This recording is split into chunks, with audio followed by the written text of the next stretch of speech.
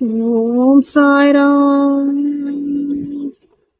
ஓம் ஸ்ரீ சாய் ரக்ஷக் சரணம் தேவா. அன்பு சகோதர சகோதரர்களே, ஸ்ரீ சாய்நாதரின் அருள்மிகு வரலாற்றை சொல்லும் சாய் சச்சரிதம் தொடருக்கு உங்களை அன்புடன் வரவேற்கிறோம். இன்று நாம் காணப்போகும் அத்தியாயம் 24. இந்த அத்தியாயத்தில் பாபாவின் அற்புத கருணை, பக்தர்களின் பிரார்த்தனைகளுக்கு அவர் தரும் பதில், மேலும் நம் வாழ்க்கையில் நம்பிக்கையின் முக்கியத்துவத்தை உணர்த்தும் நிகழ்வுகள் இடம்பெறுகின்றன. இந்த அத்தியாயத்தில் இன்று நாம் காணப்போகும் பாபாவின் அருள், பக்தர்களின் வாழ்க்கையில் அவர் தந்த ஆன்மீக அனுபவங்கள், அவர் தந்த போதனைகள் மற்றும் அவர் எப்படி எளிய வழிகளில் பெரிய உண்மைகளை கற்பித்தார் என்பதையும் காணப்போகிறோம். சாய்பாபாவின் அருள் மற்றும் நம்பிக்கை மற்றும் பொறுமையை வளர்க்கும் இந்த அத்தியாயம் நமக்கு வாழ்க்கையில் அமைதி, உற்சாகம் தரும். வாருங்கள் நண்பர்களே, நாம் அத்தியாயம் 25 ஆன்மீக பயணத்தை தொடங்குவோம். ஓம் சாய்ராம். அத்தியாயம் 24. பாபாவின் தமாஷும் வேடிக்கையும். சனக் லீலை. ஹேமாட்பன், சுதாமர், அண்ணா சிஞ்சனிகரும் மாவ சிபாயும். முன்னுரை. அடுத்த அல்லது இந்த அத்தியாயங்களில் இன்னின்னவற்றை கூறுகிறேன் என்று கூறுவது ஒரு வகையான அகங்காரமாகும். சத்குருவின் பாதங்களில் நாம் அகங்காரத்தை சமர்ப்பித்தாலன்றி நமது வேலையில் நாம் வெற்றி பெற மாட்டோம். நாம் அகங்காரத்தை ஒழித்தால் நமது வெற்றி உறுதி அளிக்கப்படுகிறது. சாய்பாபாவை வணங்குவதால் இகபர சௌபாக்கியம் இரண்டுமே கிடைக்கிறது. நம் உண்மையான இயற்கையில் நிலையாக்கப்பட்டு அமைதியும் மகிழ்ச்சியும் அடைகிறோம். எனவே எவரொருவர் அல்லது சுபிட்சத்தை பெற விரும்புகிறாரோ அவர் சாய்பாபாவின் லீலைகளையும் கதைகளையும் பக்தியுடன் கேட்க வேண்டும். அவைகளை தியானம் செய்ய வேண்டும். இவைகளை அவர் செய்வாரேயானால் தமது வாழ்க்கையின் லட்சியத்தை சுலபமாக அடைந்து பேரானந்தம் பெறுவார். பொதுவாக அனைவரும் தமாஷையும் வேடிக்கையும் விரும்புவார்கள். ஆனால் தங்களை பொருளாக வைத்து தமாஷ் செய்யப்படுவதை அவர்கள் விரும்புவதில்லை. ஆனால் பாபாவின் வழியோ விசித்திரமானது. அவைகள் அபிநயத்துடன் சேரும்போது பொதுமக்களுக்கு மிகவும் ஆர்வமூட்டுவதாகவும் அறிவுரை தருவதாகவும் இருக்கின்றன. எனவே கேலிக்கு அவர்கள் இலக்காயினும் பொருட்படுத்துவதில்லை. ஹேமாட்பன் தனது சொந்த அனுபவத்தையே கீழே குறிப்பிடுகின்றார். சனக் லீலை. ஷீரடியில் ஞாயிறுதோறும் சந்தை நடைபெறும். அண்டையிலுள்ள கிராமங்களிலிருந்து மக்கள் அங்கு வந்து தெருவில் பந்தல் கடைகளை போட்டு தங்களது பொருட்களையெல்லாம் விற்பனை செய்வர். ஒவ்வொரு மாலையும் மசூதியில் ஏறக்குறைய கும்பல் வந்துவிடும். ஆனால் ஞாயிறு மாலையே மூச்சு திணறும் அளவுக்கு கூட்டம் கூடிவிடும். அத்தகைய ஒரு ஞாயிற்றுக்கிழமையின் போது ஹேமாட்பன் பாபாவின் முன்னால் அமர்ந்து பாபாவின் கால்களை நீவி பிடித்து விட்டு கொண்டும் கடவுள் பெயரை முணுமுணுத்து கொண்டும் இருந்தார். சாமா பாபாவின் இடப்பக்கத்திலும் வாமன்ராவ் வலப்பக்கத்திலும் இருந்தனர். அப்போது சாமா சிரித்துக்கொண்டே அண்ணா சாஹேபிடம், பாரும், உமது கோட்டின் கைமடிப்பில் சிறு தானியங்கள் இருக்கின்றன. இவ்வாறு கூறிக்கொண்டே அவர் மடிப்பை தொட்டு அங்கு சில தானியம் இருப்பதை கண்டார். ஹேமாட்பன் விஷயம் என்ன என்று அறிவதற்காக தனது இடது முழங்கையை நீட்டினார். அப்போது அனைவரின் ஆச்சரியத்திற்கு ஏற்ப சில பருப்பு மணிகள் உருண்டோடி கீழே வந்தன. சூழ்ந்து உட்கார்ந்திருந்தவர்களால் பொறுக்கி எடுக்கப்பட்டன. இந்நிகழ்ச்சியே தமாஷிற்கான விஷயமாக ஆனது. அங்கிருந்த அனைவரும் எங்கனம் தானியம் கோட்டு மடிப்புக்குள் சென்று அவ்வளவு நேரமும் அங்கேயே இருந்தன என்று வியந்தனர்.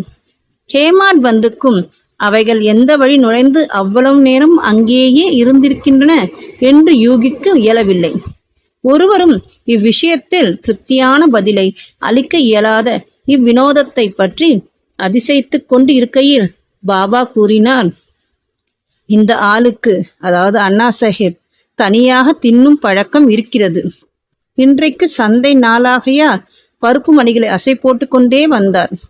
அவர் பழக்கம் எனக்கு தெரியும். அதற்கு இதுவே சாட்சி. இவ்விஷயத்தில் வேறென்ன ஆச்சரியம் இருக்கிறது? ஹேமாட் பந்த் உடனே, பாபா, பொருட்களை தனியாக தின்று நான் அறியேன். பின்னர் என் மீது இக்கெட்ட வழக்கத்தை ஏன் சுமத்துகிறீர்கள்? ஷீரடி சந்தையையே நான் இன்னும் பார்த்தது இல்லை. இன்றைக்கு சந்தைக்கு நான் போகவே இல்லை. பின்னர் எங்கனும் நான் பருப்பு மணிகள் வாங்கியிருக்க முடியும்? அவைகளை வாங்காத போது எப்படி நான் உண்ண முடியும்? எனது அருகில் உள்ளவர்களுக்கு பகிர்ந்து கொடுக்காமல் நான் ஒருபோதும் எதையும் சாப்பிடுவதில்லையே. பாபா, அதற்கு அருகில் இல்லவர்களுக்கு நீர் கொடுப்பது உண்மைதான். ஆனால் ஒருவரும் அருகில் இல்லை என்றால் நீரோ நானோ என்ன செய்ய முடியும்? ஆனால் நீர் உண்ணும் முன் என்னை நினைவில் கொள்கிறீரா? எப்போதும் நான் உம்முடன் இருக்கவில்லையா? பின் நீர் உண்ணும் முன்பாக எதையேனும் எனக்கு அளிக்கிறீரா என்றார். நீதி. இந்நிகழ்ச்சியின் வாயிலாக பாபா நமக்கு என்ன போதிக்கிறார் என்பதை கவனத்துடன் நினைவில் வைப்போமாக.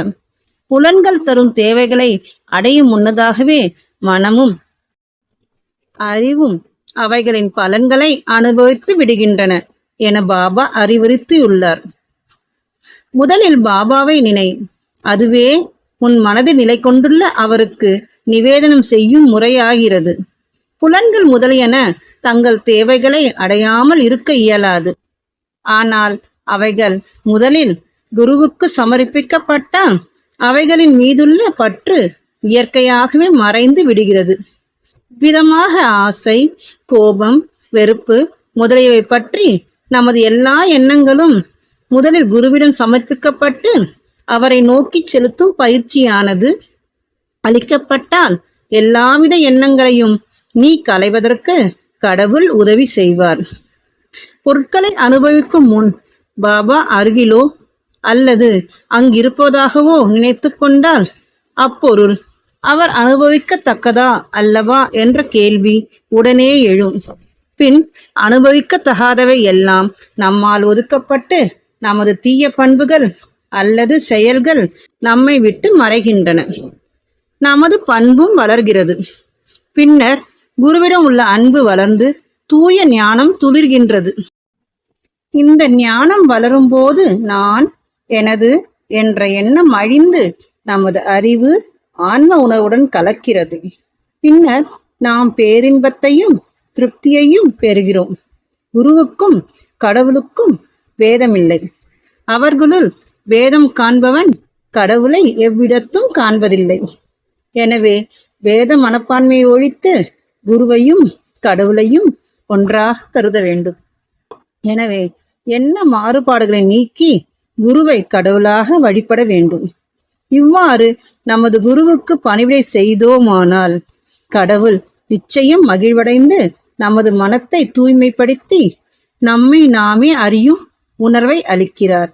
ரத்ன சுருக்கமாக, முதலில் குருவை நினைக்காமல் நாம் எப்பொருட்களையும் புலன்கள் வழி அனுபவிக்க கூடாது. இவ்விதமாக பயிற்சி அளிக்கப்பட்டால் நம் மனம் பாபாவில் நிறைந்து பாபாவின் தியானம் விரைவில் வளரும். பாபாவின் சகுன ரூபம் எப்போதும் நம் கண்முன் இருக்கும். பிறகு பக்தி, பற்றின்மை, முக்தி யாவும் நம்முடையதேயாம். இங்கனமாக நமது மனக்கண்களில் பாபாவின் ரூபம் நிலைப்படுத்தப்பட்டால் நாம் பசி தாகத்தையும் இச்சம்சார வாழ்க்கையையும் மறந்து விடுகிறோம். உலக போகங்களில் நமக்கிருக்கும் ஞாபகம் மறைந்துவிடும். நமது மனம் அமைதியையும் மகிழ்ச்சியையும் அடையும். சுதாமரின் கதை. மேற்கூறிய கதை சொல்லப்படும் போது ஹேமாட் பந்த் அதே மாதிரியான சுதாமரின் கதையை நினைவு கூறுகிறார். அதே தத்துவத்தை அக்கதையும் விளக்குவதால் இங்கே கொடுக்கப்பட்டிருக்கிறது. ஸ்ரீகிருஷ்ணரும் அவரது அண்ணனான பலராமரும் சுதாமர் என்ற கூட படிக்கும் நண்பருடன் சாந்தி பீனி என்ற அவர்களது குருவின் ஆசிரமத்தில் வசித்து வந்தனர். ஒருமுறை கிருஷ்ணரும் பலராமரும் காட்டிற்கு விறகு கொண்டு வருவதற்காக அனுப்பப்பட்டனர். பின்னர் சாந்தி பீனி மனைவி அதேபோல் சுதாமரையும் மூவருக்குமான கடலை பருப்புகளுடன் காட்டுக்கு அனுப்பினாள். கிருஷ்ணர் சுதாமரை காட்டிடையே கண்டபோது அவரிடம், தாதா, நான் தாகமாயிருப்பதால் எனக்கு தண்ணீர் வேண்டும் என்றார். அதற்கு சுதாமர், வெறும் வயிற்றுடன் தண்ணீர் குடிக்கக்கூடாது, சிறிது நேரம் இளைப்பாறுவது நல்லது என்றார். அவர் தன்னிடம் கடலை இருப்பதாகவோ அதை சிறிது அவர் எடுத்துக்கொள்ளலாம் என்றோ கூறவில்லை. கிருஷ்ணர் களைப்பாய் இருந்தமையால் சுதாமரின் மடியில் தலை வைத்து படுத்து புரட்ட விட்டார். இதை கண்ட சுதாமர் தன்னிடமிருந்த கடலை எடுத்து உண்ணத் தொடங்கினார். கிருஷ்ணர் திடீரென கேட்டார், தாதா, என்ன சாப்பிடுகிறாய்? சப்தம் எங்கிருந்து வருகிறது? சுதாமர், சாப்பிடுவதற்கு என்ன இருக்கிறது? நான் குளிரால் நடுங்கிக் கொண்டிருக்கிறேன். எனது பற்கள் தாளம் அடித்துக் கொண்டிருக்கின்றன. விஷ்ணு சகஸ்ரநாமத்தை கூட என்னால் திருத்தமாக பாராயணம் செய்ய முடியவில்லை என்றார். இதை கேட்ட சர்வ வியாபியான கிருஷ்ணர், மற்றவர்களது பொருட்களை உண்ணும் ஒரு மனிதனை கனவில் கண்டேன். அதை பற்றி கேட்டபோது தின்பதற்கு ஒண்ணுமில்லை என்ற பொருளில், என்ன மன்னா தின்பதற்கு உள்ளது என்று கேட்டான். அதற்கு மற்றொருவன், அது அங்கனமே இருக்கட்டும் என்றான். தாதா, இது ஒரு கனவுதான். நீ எதையும் எனக்கில்லாமல் உண்ணமாட்டாய் என்று எனக்கு தெரியும். ஆயினும் கனவில் கண்ட ஞாபகத்தில் நீ என்ன உண்கிறாய் என்று நான் கேட்டேன் என்றார். சர்வ வியாபி ஸ்ரீ கிருஷ்ணரை பற்றியும் அவர் தம் லீலையை பற்றியும் சுதாமர் எல்லளவேனும் அறிந்திருப்பாராயின் அவர் அவ்வாறு நடந்து கொண்டிருக்க மாட்டார். எனவே தன் செய்கைக்காக அவர் வருந்த வேண்டியதாயிற்று. அவர் கிருஷ்ணரின் நெருங்கிய நண்பரான போதும் கூட தனது வாழ்க்கையை அவர் அஷ்ட தரித்திரத்தில் கழிக்க வேண்டியதாயிற்று. ஆனால் பின்னர் அவர் கிருஷ்ணருக்கு தன் மனைவின் சொந்த உழைப்பால் ஈட்டிய ஒரு பிடி அவளை அளித்த போது கிருஷ்ணர் மகிழ்ச்சி அடைந்து அவருக்கு அனுபவிப்பதற்காக ஒரு பொன் நகரத்தை அளித்தார். மற்றவர்களுடன் பகிர்ந்து உண்ணாது தனியாக தின்போர் இக்கதையை நினைவில் வைக்க வேண்டும். கடவுளுக்கு முதலில் சமர்ப்பிக்கவும், அவைகள் அவரால் திருப்தி அடைய பெற்ற பிறகே அவற்றை அனுபவிக்க வேண்டும் என்ற ஸ்ருதியும் பகர்கின்றது. பாபாவும் நமக்கு அதையே அவர்தம் ஒப்புவமை அற்ற வேடிக்கையான வழியில் கற்பித்திருக்கிறார். அண்ணா சிஞ்சனிகரும் மாவசிபாயியும். ஹேமாட்பன் இப்போது சமாதானம் நிலைநாட்டுவோரின் பாகத்தை ஏற்றுக்கொண்ட மற்றொரு வேடிக்கையான சம்பவத்தை கூறுகிறார். தாமோதர் கணஷ்யாம் பாபரே என அழைக்கப்பட்ட அண்ணா சிஞ்சனிகர் என்ற அடியவர் ஒருவர் இருந்தார். அவர் எளிமையானவர், முரடர், நேர்மையானவர். அவர் எவரையும் லட்சியம் செய்ய மாட்டார். எப்போதும் கரவின்றி பேசி எல்லாவற்றையும் கைமேல் காசிலேயே நடத்தினார். வெளிப்படையாக கடுமையாகவும் வசப்படாதவருமாய் இருந்த போதும் அவர் நட்பண்புடையவராயும் கள்ளமின்றியும் இருந்தார். எனவே சாய்பாபா அவரை நேசித்தார். ஒரு நாள் ஒவ்வொருவரும் ஒரு வழியில் சேவை செய்வதைப் போன்று அண்ணாவும் தலை நிகுனிந்து நின்று கொண்டு கைப்பிடியில் இருந்து இடது கைக்கு பிடித்து நீவிக் கொண்டிருந்தார்.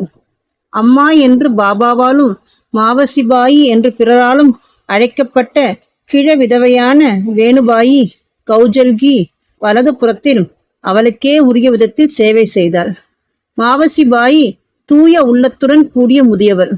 அவள் தன் இரு கைவிரல்களையும் கோர்த்து கொண்டு பாபாவின் அடிவயிற்றை சுற்றி அழுத்தமாக பதித்து பிசைந்தார். அடிவயிறே தட்டையாக விடும்படியாக வேகத்திலும் சேவை செய்து கொண்டிருந்தார். பாபா இப்படியும் அப்படியும் புரண்டு கொண்டிருந்தார். மற்றொரு புறமிருந்த அண்ணா நிதானத்துடன் இருந்தார். ஆனால் மாவசிபாயின் அசைவுகளுடன் அவளது முகமும் அசைந்தது. ஒரு தரம் அவளது முகம் அண்ணாவின் முகத்திற்கு மிக அருகில் வந்துவிட்டது. வேடிக்கையான பண்புடைய அவள், ஓ, இந்த அண்ணா ஒரு கெட்டவன். அவன் என்னை முத்தமிட விரும்புகிறான். அவனுக்கு தலை நரைக்கும் வயதாகியும் என்னை முத்தமிடுவதில் அவனுள் வெட்கப்படவில்லை என்றார். இச்சொற்கள் அண்ணாவை கோபாவேசம் அடைய செய்தனர். முஷ்டியை மடக்கிவிட்டு கொண்டு அவர், நான் என்ன ஒரு கெட்ட கிழவன் என்றா கூறுகிறாய்? நான் அவ்வளவு முட்டாளா? நீயே சண்டையை ஆரம்பித்தாய், என்னுடன் சண்டையிட்டுக் கொண்டிருக்கிறாய் என்றார். அங்கிருந்த அனைவரும் அவர்களுக்கிடையே நடைபெறும் விஷயங்களை ரசித்துக் கொண்டிருந்தனர். அவர்கள் இருவருமே பாபா சமமாக நேசித்தார். சண்டையை நிறுத்த விரும்பிய அவர் இவ்விஷயத்தை மிக திறமையாக கையாண்டார். அன்புடன் அவர் கூறினார், அண்ணா, ஏன் அனாவசியமாக இக்கூச்சலையும் குழப்பத்தை உண்டாக்குகிறாய்? தாய் முத்தமிடப்படும் போது உள்ள நெறியின்மை அல்லது தீங்குதான் என்ன என்பது எனக்கு விளங்கவில்லை என்றார். பாபாவின் மொழிகளை கேட்ட இருவரும் திருப்தி அடைந்தனர். எல்லாரும் மனமகிழும் உள்ள நிறைவுடன் சிரித்தனர். பாபாவின் குணாதிசயம், பக்தர்கள் பால் அவரின் சார்பு. பாபாவின் அடியவர்கள் அவர்களுக்குரிய வழியிலேயே அவருக்கு சேவை செய்ய அவர் அனுமதித்திருந்தார். இதில் பிறர் தலையிடுவதை அவர் விரும்பவில்லை. உதாரணமாக, இதே மாவசிபாயி மற்றொரு சந்தர்ப்பத்தில் பாபாவின் அடிவயிற்றை தேய்த்து விட்டு கொண்டிருந்தாள். அவள் உபயோகித்த கடுமையும் வேகத்தையும் கண்டு மற்ற அடியவர்கள் எல்லாம் மனம் தளர்ந்து கவலை கொண்டவர் ஆனார்கள். அவர்கள், ஓ அம்மா, இன்னும் நிதானமாகவும் மெதுவாகவும் செயல்படு, அல்லாவிடில் பாபாவின் இரத்த குழாய் நரம்பு இவைகளை உடைத்து விடுவாய் என்று அவளும் கூறினார்கள். இதன் பேரில் பாபா உடனே தம் இருக்கையை விட்டு எழுந்தார். தமது சட்காவை தரையில் ஓங்கி அடித்தார். அவர் கோபாவேசம் அடைந்தார். அவரது கண்கள் நெருப்பு துண்டம் போலாயின. ஒருவருக்கும் அவர் முன்பு நிற்கவோ பேசவோ தைரியம் இல்லை. பின்னர் அவர் சட்காவின் ஒரு முனையை தன் இரு கைகளாலும் எடுத்துக்கொண்டு வயிற்றுள்ள தொப்பிலில் குச்சியின் ஒரு நுனியை அமுக்கினார். மற்றொரு நுனியை கம்பத்தில் பொருந்த வைத்து 2-3 அடி நிலமுள்ள அந்த சட்கா முழுவதும் அடிவயிற்றுள் சென்றுவிட்ட மாதிரியாக தோன்றியது. இன்னும் சிறிது நேரத்தில் அடிவயிறு கிழிந்துவிடுமென்று மக்கள் பயந்தனர். தூண் உறுதியானது, அசையாதது. பாபா அதன் அருகில் மிக மிக நெருக்கமாக போகத் தொடங்கி தூணை பலமாக அணைத்தார். எந்த வினாடிலும் வயிறு கிழியுமென எதிர்பார்க்கப்பட்டது. அவர்கள் எல்லாம் பீதியடைந்து என்ன செய்வதென்று தெரியாமல் பயத்தாலும் வியப்பாலும் ஊமையாகி நின்றார்கள். பாபா தமது அடியவனுக்காகவே இவ்விதம் கஷ்டப்பட்டார். மற்ற அடியவர்கள் மாவசிபாயிடம் அவளது சேவையில் இன்னும் நிதானமாக இருக்கும்படியும் பாபாவுக்கு எவ்வித வலியையோ தொல்லையையோ உண்டாக்க வேண்டாம் என்றும் குறிக்கவே விரும்பினர். நல்லெண்ணத்துடனே அவர்கள் இதை செய்தனர். ஆனால் பாபா இதை கூட பொறுக்கவில்லை. தங்களது நல்லெண்ண முயற்சியால் பெருந்துன்பம் விளைவிக்கும் இத்திடீர் விளைவைக் கண்டு அவர்கள் ஆச்சரியம் அடைந்தனர். காத்திருந்து பார்ப்பதை தவிர அவர்களுக்கு வேறொன்றும் செய்ய முடியவில்லை. அதிர்ஷ்டவசமாக பாபாவின் ஆவேசம் சீக்கிரம் குளிர்ந்தது. அவர் குச்சியை விட்டு விட்டு தன் இடத்தில் வந்து அமர்ந்தார். இதிலிருந்து அடியவர்கள் மற்றவர்கள் சேவைகளை குறுக்கிடக்கூடாது என்றும் தாங்கள் விரும்பிய வண்ணமே பாபாவுக்கு அவர்கள் சேவை செய்ய விட்டுவிட வேண்டும் என்கிற பாடத்தை தெரிந்து கொண்டனர். ஏனெனில் அவர்கள் செய்யும் சேவைகளின் மதிப்பையும் தகுதியையும் பாபா அளக்க வல்லமையுடையவராய் இருக்கிறார். ஸ்ரீ சாயை பணிக. அனைவருக்கும் சாந்தி நிலவட்டும். ஓம் சாய்ராம்.